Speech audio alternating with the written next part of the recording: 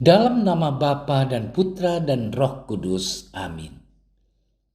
Allah yang berbelas kasih, sabdamu adalah terang dan pelita hidup kami. Bimbinglah kami dengan Roh Kudusmu untuk mendengarkan dan merenungkan sabdamu. Dengan daya Roh Kudusmu itu, bukalah telinga dan hati kami untuk mendengarkan sabdamu. Terangilah budi dan hati kami untuk memahami sabdamu. Jernihkanlah hasrat dan jiwa kami untuk meresapkan sabdamu. Doronglah kehendak dan tekad kami untuk mengamalkan sabdamu dalam hidup dan perutusan kami sehari-hari. Amin.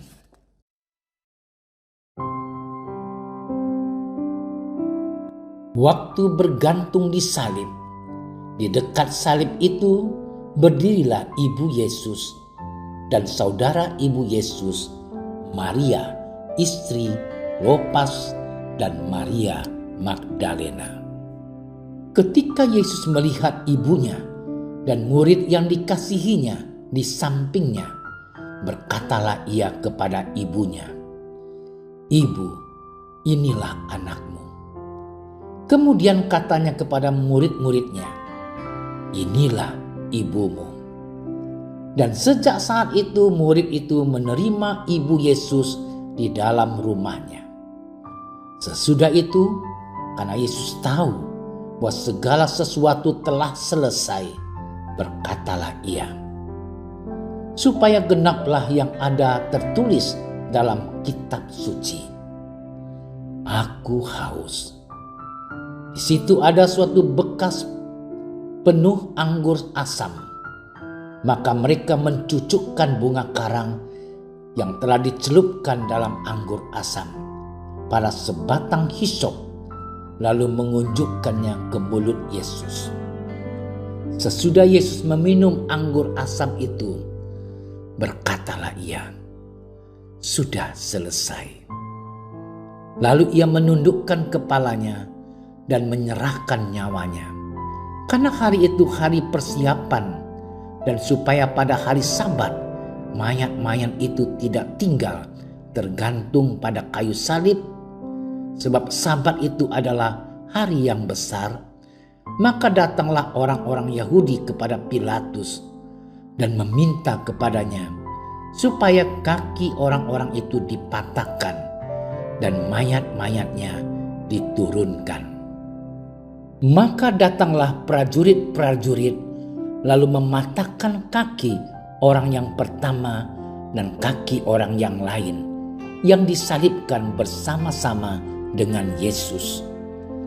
Tetapi ketika mereka sampai kepada Yesus dan melihat bahwa ia telah mati, mereka tidak mematahkan kakinya. Tetapi seorang dari antara prajurit itu menikam lambungnya dengan tombak, dan segera mengalir keluar darah dan air. Demikianlah sabda Tuhan.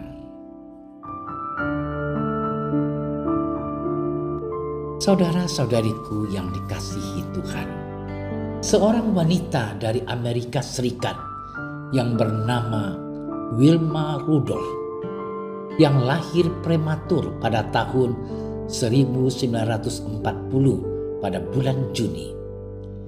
Sejak lahir ia mengalami kelainan pada kaki kirinya, hingga kaki kirinya harus ditopang oleh penopang besi supaya dapat berjalan.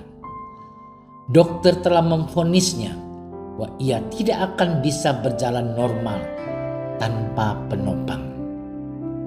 Sejak ia bisa berjalan, ia terus berlatih. Ibunya selalu berkata, "Wilma, kamu dapat berjalan. Kamu pasti bisa berjalan. Kamu harus berusaha untuk berjalan." Yang ahli itu siapa? dokter, tapi yang beri semangat siapa? Ibunya. Dia adalah anaknya. Ia harus memberi semangat terus-menerus sampai Wilma saat sekolah. Ia terus berusaha berlatih tanpa penopang. Sedikit demi sedikit sampai pada suatu hari akhirnya ia berjalan tanpa penopang. Pada usia 20 tahun, pada tahun 1960, mencengangkan dunia dalam Olimpiade dunia di kota Roma. Wilma Rudolph, ia meraih medali emas pelari tercepat 100 meter, 200 meter, dan 4 kali 100 meter sprint dengan 3 medali emas berturut-turut. Ibunya terus menyemangati dia. Kamu bisa, dan kamu pasti bisa.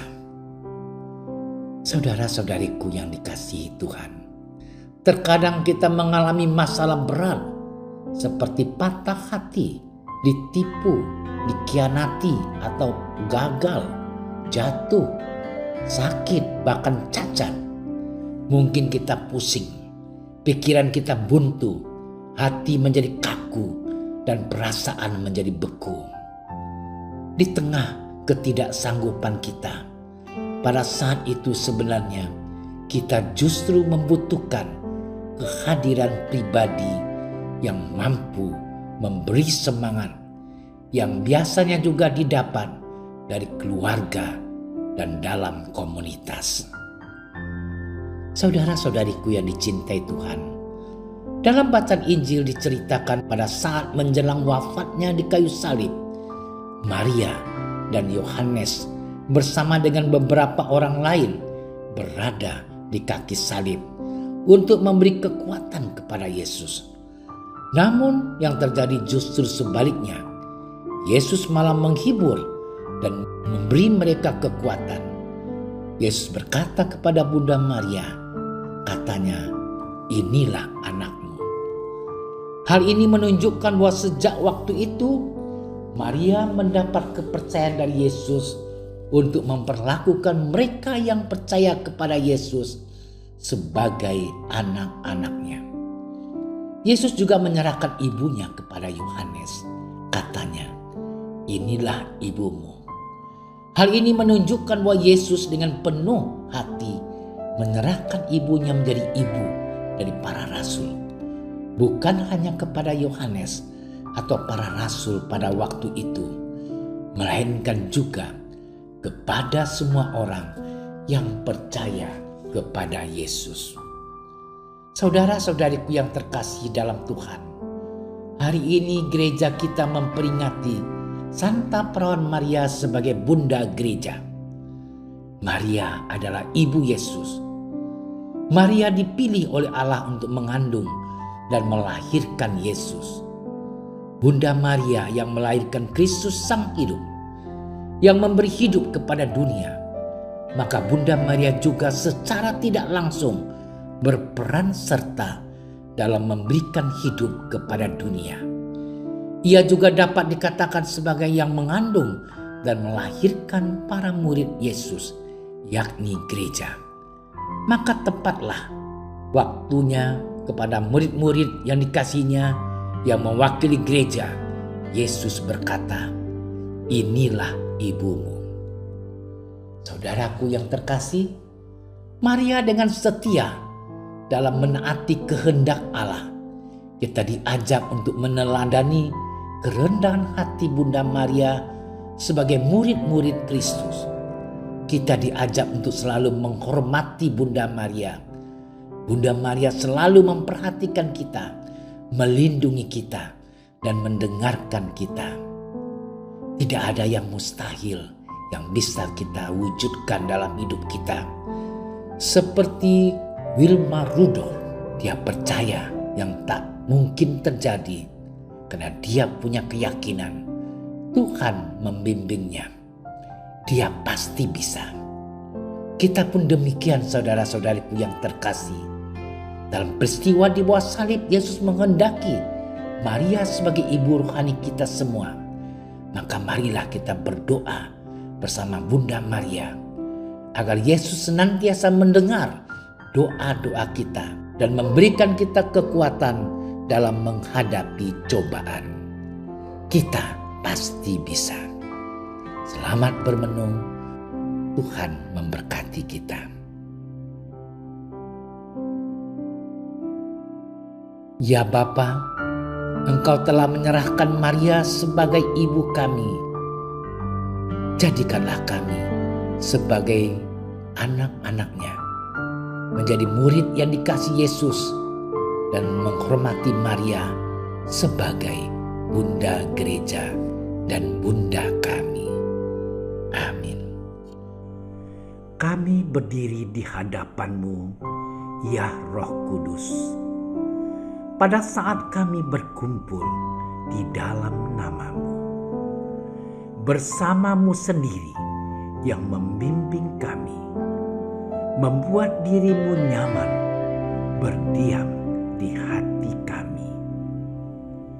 Ajarilah kami jalan yang harus kami tempuh dan bagaimana kami harus mengikuti jalan itu. Kami lemah dan berdosa. Jangan biarkan kami mendukung kekacauan. Jangan biarkan kebodohan menuntun kami ke jalan yang salah. Jangan pula keberpihakan mempengaruhi tindakan-tindakan kami. Kiranya kami menemukan di dalam Engkau kesatuan kami, agar kami boleh berjalan bersama menuju kehidupan abadi dan tidak menyimpang dari jalan kebenaran dan apa yang benar. Semua ini kami mohon kepadamu yang berkarya di setiap tempat dan waktu dalam persekutuan dengan Bapa dan Putra untuk selama-lamanya. Amin. Bapa kami yang ada di surga, dimuliakanlah nama-Mu. Datanglah kerajaan-Mu.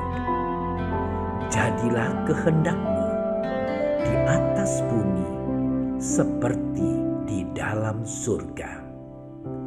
Berilah kami rezeki pada hari ini, dan ampunilah kesalahan kami, seperti kami pun mengampuni yang bersalah kepada kami. Dan janganlah masukkan kami ke dalam percobaan, tetapi bebaskanlah kami dari yang jahat. Amin. Salam Maria, penuh rahmat, Tuhan sertamu. Terpujilah engkau di antara wanita, dan terpujilah buah tubuhmu Yesus. Santa Maria, Bunda Allah, doakanlah kami yang berdosa ini, sekarang dan waktu kami mati. Amin. Kemuliaan kepada Bapa dan Putra dan Roh Kudus, seperti pada permulaan, sekarang, selalu, dan sepanjang segala masa. Amin. Dalam nama Bapa dan Putra dan Roh Kudus. Amin. Terima kasih sudah menyaksikan renungan hari ini. Jangan lupa like, subscribe, dan aktifkan tombol loncengnya agar Anda yang pertama mendapatkan notifikasi updatean renungan harian dari Komsos Keuskupan Padang. Dan bagikan ke sosial media agar saudara-saudara kita dapat mendengarkan dan merenungkan firman Tuhan.